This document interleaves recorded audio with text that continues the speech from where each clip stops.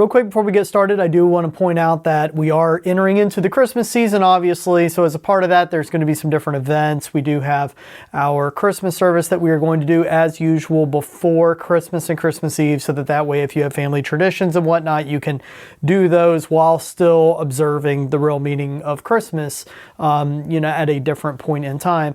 But we also have a couple other events. So that being said, the way that I typically do these things is that if we have the magic amount of volunteers say that they are willing to help out, make things happen, we do it. And if not, no worries. We will sit here and just say, guess that didn't work this time, and then we'll move on. So that being said, make certain that you are paying attention to the Google chat spaces that you have, because what we'll do is we'll put things in there in terms of what all we have going on, and also make certain that you are getting the well drops messages that we're now trying to get out once a week in a smaller form. So that's where we'll communicate everything. But if you have anything that you want to do that nobody else is bringing up, then speak up, because our general rule is that we will say yes to something and then give ourselves permission to fail. So if you have an idea of something that you would like to see, let's bring it up, let's say yes, and then let's see where it goes. So with that, hope you're ready for another great and exciting holiday season.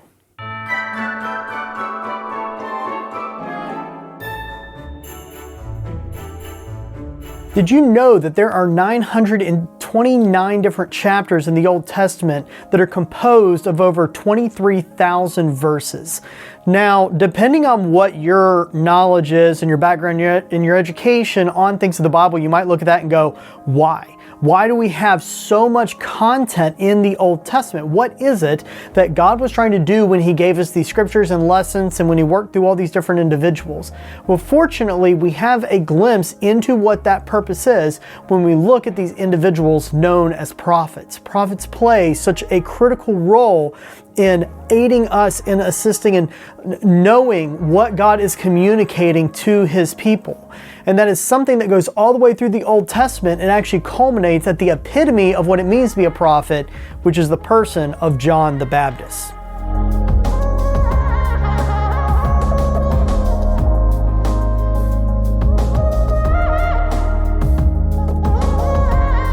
Now, there's something critical that we have to point out whenever we talk about John the Baptist, and that was the content of his message. You see, sometimes whenever individuals who really like the image of John the Baptist, the wild man who has wanton disregard for cultural norms and expectations and just proclaims the gospel, well, what is he not doing? He's not sitting there chastising people, telling them that they've been very naughty people, even though, there's some elements of that maybe take place. That's not the main purpose of his message. And what he's talking about here isn't really going and lecturing people about the correct politics of what Herod should be doing or what the Roman Empire should be doing. He's not doing any of that. He's not doing so many things that a lot of people like to associate with evangelism today. No, he is doing one thing and one thing only, and that is proclaiming the good news. He is proclaiming that there is this Messiah that is coming, this long-awaited Messiah that's God with us, and that is the thing that is so significant about the coming of Jesus Christ. There's an interesting thing that I think happens around Christmas, which is a lot of individuals saying we have to remember the meaning for the season. And then they always point at this adorable little baby and how soft and serene it is. And I can't help but think that they're missing the point. The real meaning of the season isn't that a baby came. The meaning for the season is that a Messiah came, and everything a Messiah is. It's really interesting when you look at what John the Baptist was talking about, because he was referencing something that was in one of those 929 chapters of the Old Testament. He was referencing something that talks about what it means to have this Messiah in your life, to have this God with you. And when you start looking at Christmas under the lens of not just having a sweet little baby, but actually having a Messiah, God dwelling with us once again in His greatness and His glory and with all of His compassion and grace, that becomes something so much bigger than a cute little manger scene.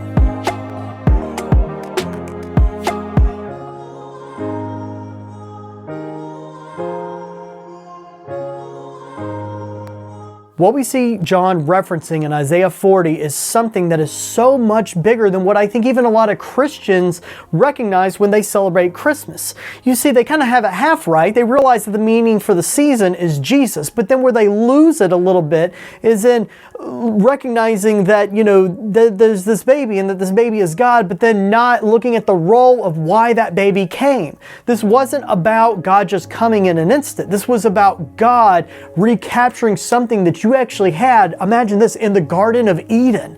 All the way back in the Garden of Eden, what you see is that God walked with Adam and Eve, that God dwelled with his people. And so what you have is you have this entire period of human history that takes place where everything was perfect, it was pure, it was holy, it was the way God intended it, with God and his creation, his most precious of creation, mankind, dwelling with one another. And because of sin, there's this separation.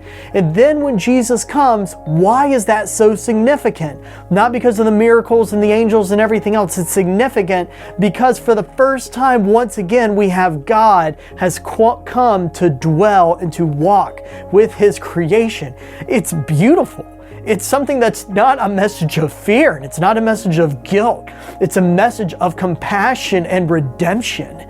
And that is something that should move us to not just go, oh, that's so sweet. And it shouldn't necessarily even move us to be serene. It should move us to joy. What you actually see John doing whenever he reflects on the role that Jesus Christ has come to occupy and what that means he must do himself. He recognizes that as a prophet, the coming of the Messiah means that he must decrease, but in that, he words it by saying that his joy is complete.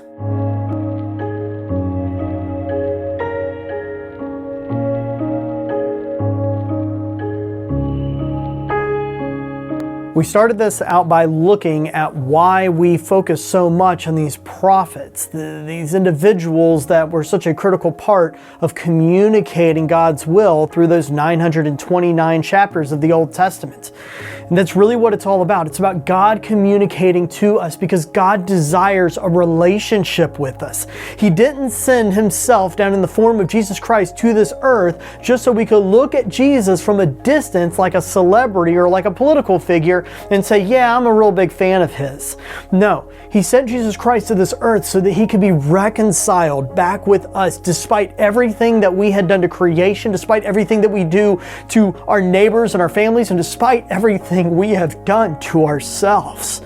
The real beauty and the sheer joy of this season is that Jesus Christ came not because of what he expected of you, but because of what God desired of his creation, which is relationship, which is intimacy. God desires intimacy with you. That's why he sent his son to die on a cross for your sins.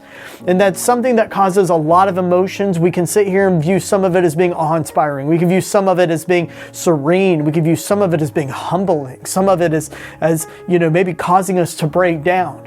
But despite all of it, I don't want you to lose sight of the fact that the reason for this season is the joy that we can have knowing that the Messiah has come to redeem us, to reconcile us back with our Creator, a good God and a gracious God, a God that loves you so much that he sent his son on this earth, not to remain a little baby in a cute little manger scene, but to be an individual who would come, let us know, communicate with us that he loves us, that he desires this relationship, to die on a cross on our behalf, and then to show that he can conquer death.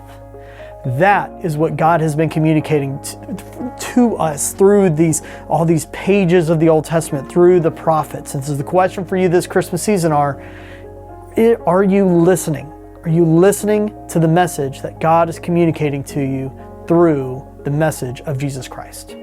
That's our lesson that I have for you today. I hope you're able to get something out of it. Until we can meet again, God bless.